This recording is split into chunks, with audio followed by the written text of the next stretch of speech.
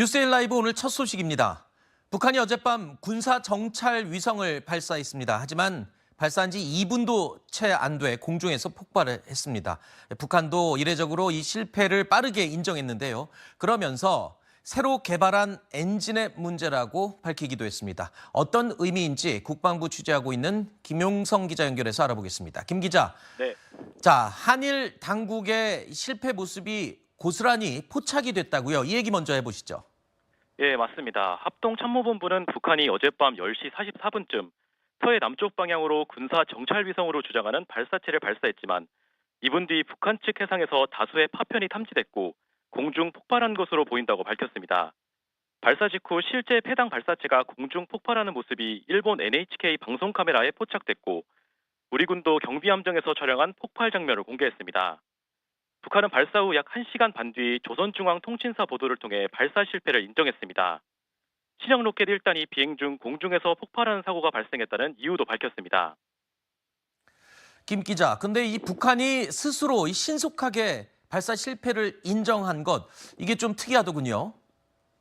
네, 북한은 실패 원인으로 새로 개발한 액체 산소와 석유 발동기, 즉 신형 엔진의 문제라고 밝혔습니다. 이러한 엔진 기술은 북한에선 이전까지 사용된 적 없습니다. 높은 추력을 만들 수 있어 오히려 우리의 누리호나 미국의 스페이스X의 펠컨 발사체에서 사용된 적이 있습니다. 이 분야는 러시아가 최강국으로 꼽혀 러시아에서 기술을 적극적으로 이전받았을 가능성이 제기됩니다. 앞서 북한은 다음 달 4일까지 군사 정찰 위성을 발사하겠다고 일본 측에 밝혔는데 기아라 미노루 일본 방위상은 이 기간 내에 또 도발할 수 있다며 경계 감시에 온 힘을 쏟겠다고 밝혔습니다. 다만 통일부는 지난해 1, 2차 때 추가 발사를 예고한 것과 달리 이번에는 추가 발사를 예고하지 않아 원인 규명에 시일이 걸릴 것으로 전망했습니다. 대통령실은 발사 이후 즉시 유엔 안보리 결의 위반이라고 규탄했고 미국 국무부도 북한의 고립만 심화시킬 뿐이라고 규탄했습니다. 지금까지 국방부에서 전해드렸습니다. 여당은요, 이 전당대회 선거관리위원장을 임명하고 이를 시작으로 본격적인 당대표 선출 준비에 이제 돌입했습니다.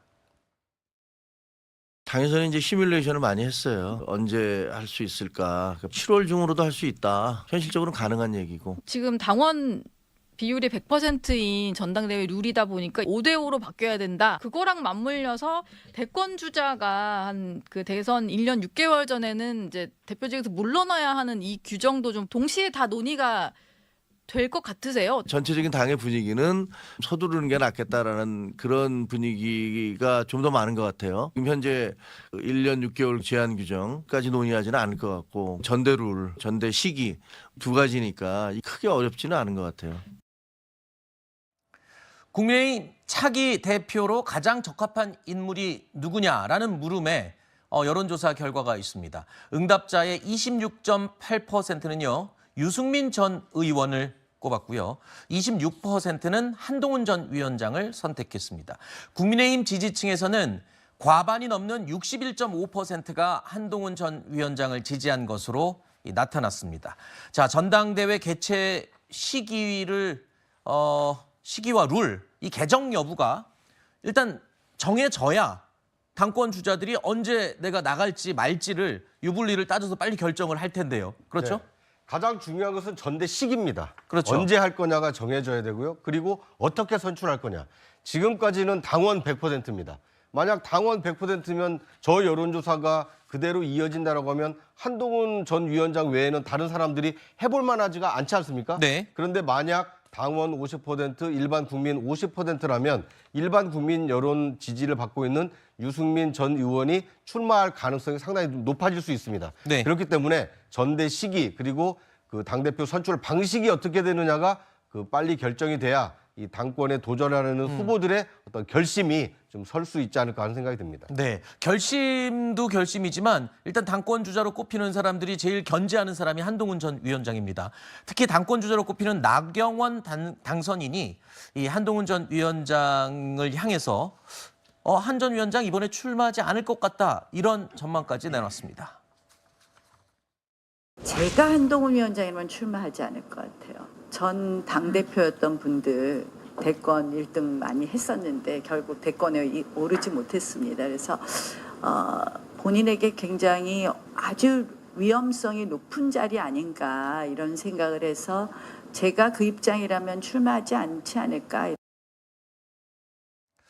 내가 한동훈이라면 출마하지 않겠다. 이 말은 출마하지 마세요라는 메시지를 던지는 거고요. 유승민 전 의원도 마찬가지입니다. 당권 주자들이 지금 계속 연일 견제를 하고 있죠. 근데 이제 한동훈 전 비대위원장에게는 사실 얼마 전까지만 해도 총선 참패에 대한 책임을 어떻게 벗을 것인가, 그리고 대통령과의 관계를 어떻게 설정할 것인가라는 숙제가 있었거든요. 그런데 제가 봤을 때는 이제 당대표가 된다고 하면 무엇을 할 것인가, 그리고 그것을 본인이 할 수 있는 능력이 있는 것인가. 네. 왜냐하면 정치 초보잖아요. 아니, 도서관 가서 SF 소설 좀 본다고 해서 실력이 갑자기 생기는 게 아니에요. 정치도 전문 직종이기 때문에 능력이 갑자기 생기지 않습니다. 그렇기 때문에 이 본인이 당대표가 된다고 하더라도 그 능력을 보여주지 않으면 네. 사실 본인의 앞으로 정치 인생이 오히려 더 험난해질 수도 있고, 지금 제가 생각했을 때 국민의힘의 전당대회는 지금 뭐 국민 여론과 당심을 섞는 거, 어느 비율로 섞는 거, 이게 중요한 게 아니라 제가 봤을 때는 이제 집단 지도 체제로 가느냐 아니면 단일성으로 가느냐, 저는 네. 이게 오히려 중요한 것 같습니다. 근데 대통령으로서는 가장 문제인 점이 뭐냐면 1등이든 2등이든 이 후보들이, 당대표의 가장 유력한 후보들이